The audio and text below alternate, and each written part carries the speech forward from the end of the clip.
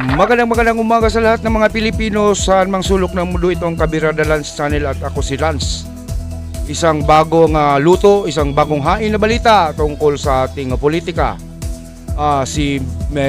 Governor Chavit Singson ay nagpa-file na ng candidacy for senator at marami siyang kanyang pinaplanong mga proyekto na makakatulong sa ating mga kababayang mahirap na Pilipino.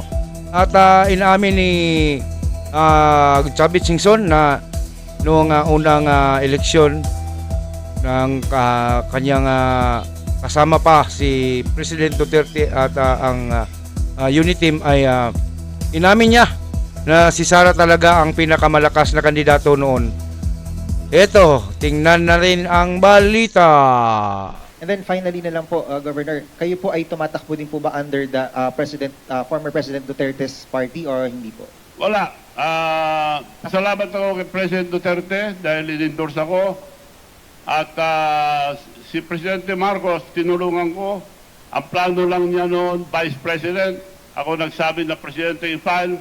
Pero pag-file si Sara, dahil napakalakas ni Sara, pababa ka, I'll have the leverage to talk to Sara na maging Vice President ka, protected ka na, hindi ka naman dandaya. Tinulungan ko si President Marcos, hindi pa ko in-endorse ko. In-endorse ako, pasalamat kay President Marcos. Kung hindi niya ko in-endorse, salamat pa rin. Sir? Magandang umaga po sa inyo lahat. Ako po, former Governor Chavit Singson ng Ilocos Sur. Ang gagawin ko po, manalo at patalo, yung ginagawa ko na ngayon. Yung modernization ng electric vehicles, electric jeep, electric tricycles, electric motorcycles. Matagal na pong programa ito ng gobyerno, hindi magawa-gawa. Dahil pinapadala sila sa land bank para umutang. Mag-down payment ng 500,000, mag-porsyento. So matagal na po yun. Nakita kami minsan ni President Marcos, kako, this time, Mr. President, mangyayari na yan dahil ako mag-provide lahat ng electric vehicles, electric jeep, tricycles, motorcycles, without any down payment, without zero interest, without guarantee from the drivers. Ang magagaranti yung mga mayors, governors, or transport group or cooperative. Buong Pilipinas po yun, malaki po yun, ginagawa ko na. Parating na yung factory ko galing sa Korea, worth 500 million. At mag-uumpisa na po kami by December, latest January. Mass production na po kami. Quality dahil Korean technology, pero dito gagawin. Ang body, manipis po na bakal, pero hindi ginakalawang. So, na-check na po lahat yan. Yung prototype ng dalawa, nandito na. Ginagamit na ngayon yung mga transport group. At nagpunta mga transport group sa bahay.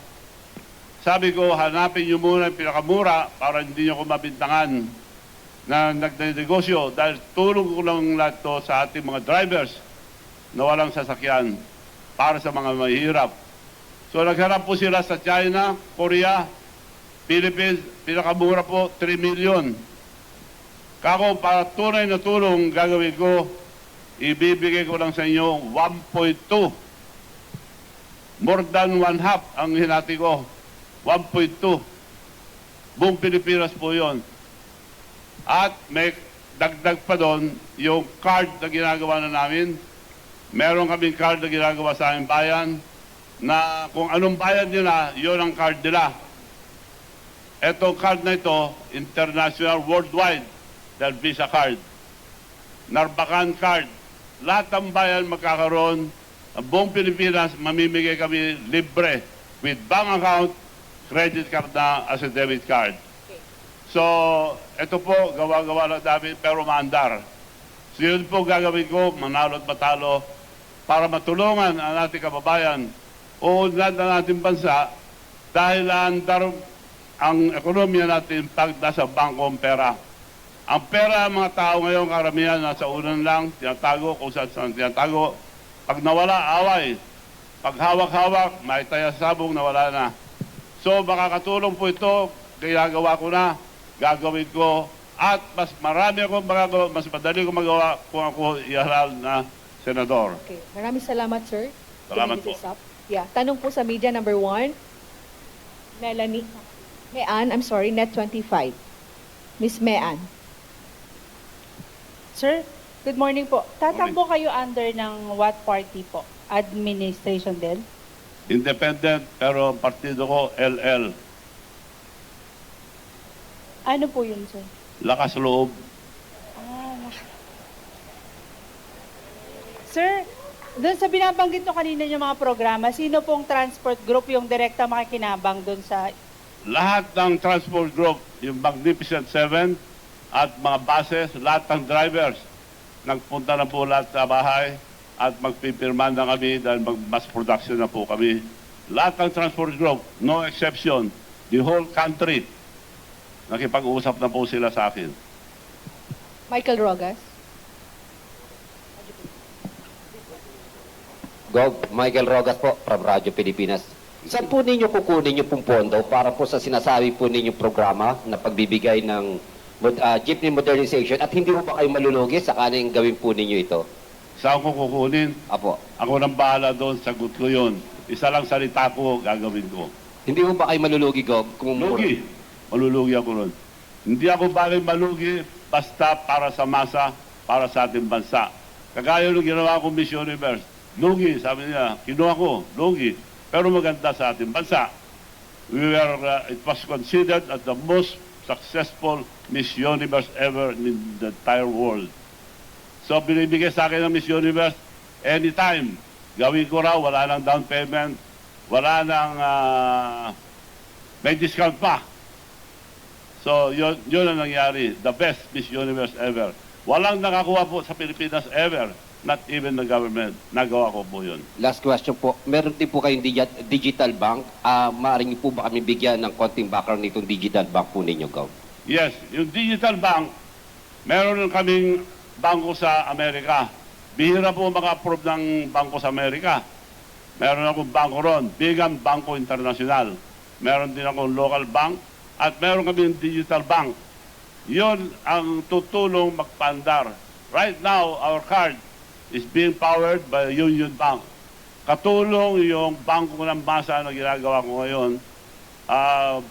Maybe within a month, andar na yun. Yun ang tutulong dahil dalawang gagamitin ko, Visa card at saka Mastercard. Buong bansa, bibigyan namin to libre, katulong ang ating mga mayors. Matagal na namin programa ito, itutuloy po namin. Kasama ko po yung mga local officials, local government officials, governors, mayors, city mayors, and cooperative and transport group. So, eto po, itatap lang sa jeep nila, lipat na sa account nila. At nagagamit ito sa buong mundo. Nasubukan ko na US, Las Vegas, Japan, Korea, sa ibang bansa, nagagamit po ito. Tatlo lang nagpapandar ang credit card. Yun yung pay, Visa card, Mastercard. So, ito, Visa card, lumandar. So, ginagawa namin ngayon, Mastercard, para sa lahat. Because 77% ang Pilipino walang bank account. Kami po magbibigay sa kanila ng bank account with credit card as a debit card.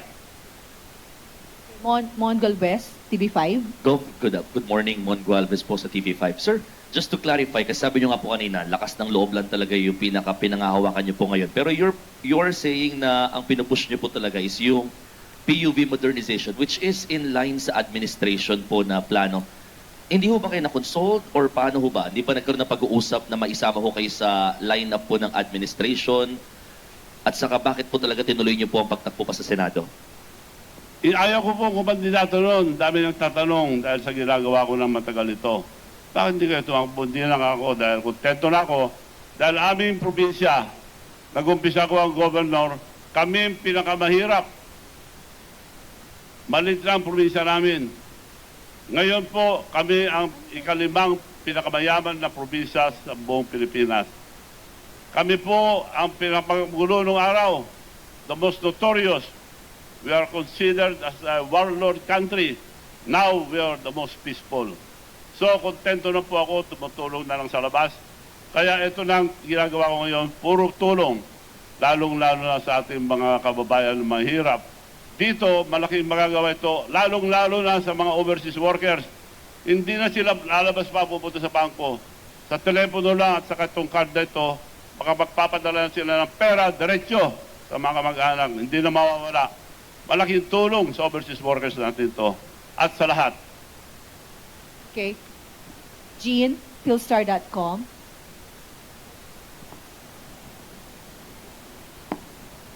Sir, hello. You said that whether or not you win, you'd fund EV vehicles. So why the need to run for senator? Ma'am, what's the target? Can you repeat, ma'am? Why the need to run for senator? Kasi whether or not you win, you'll fund yung mga electronic vehicles. So bakit kailangan niyo pa po tumakbo? Bakit ako tumakbo? Para mas madali gawin ang aking mga ginagawang pagtulong sa taong masa. Dahil punong-puno pa rin tayo ng red tape. Ma-red tape pa rin, ang hirap gawin. Yun lang ginagawa ko na pamimigay ng jeep. Ang daming dinadaanan. Dadaan sa DOST, dadaan kung saan-saan. Mahirap po. Pag nasa Senado ko, mapapabilis ang pagtulong ko sa taong bayan, lalong-lalo na sa mga mahirap. Rico Bagsik, Teleradio. Good morning po, Governor Chavit. Sir, na-mention niyo po, nakausap niyo po yung Magnificent Seven po na transport group po, no? How about po yung Piston at saka yung Manibela? Kasi sila po yung against po dito sa jeepney modernization program. Nagpunta na po sila sa aking bahay. Kasama po sila lahat. Walang humindi. Ang babang presyo, lugi ako ron. Billions ang lugi ko ron. So, pumayag po sila. Ang ayaw ang iba, yung consolidation. Kinukuha yung prangkisa nila at sinasabi kung saan sila bibiyahe. As far as the modernization program is concerned, payag lahat po sila. And then, Governor, na-mention niyo po na yung mga prototypes po ay galing po sa Korea po, ano? Hindi po ba maapektuhan nito yung mga local producers po natin ng mga sasakyan po katulad ng Saraw? Hindi po. Dinala ko na rito. Dito ko gagawin. Dito factory. Kung gusto nila tumulong, sila mag-supply. Kung mapapantayan nila yung pagtulong na ginawa ko. Makakatulong sila kung mag-supply sila ng mga parts. Pero kung makipag-compete sila, okay lang. Sila lang gumawa. Dahil hinati ko yung presyo, lugi ako ron. And then finally na lang po, Governor, kayo po ay tumatakbo din po ba under the former President Duterte's party or hindi po? Wala. Salamat ako kay President Duterte dahil in-endorse ako. At si Presidente Marcos, tinulungan ko. Ang plano lang niya noon, Vice President. Ako nagsabi na Presidente i-file.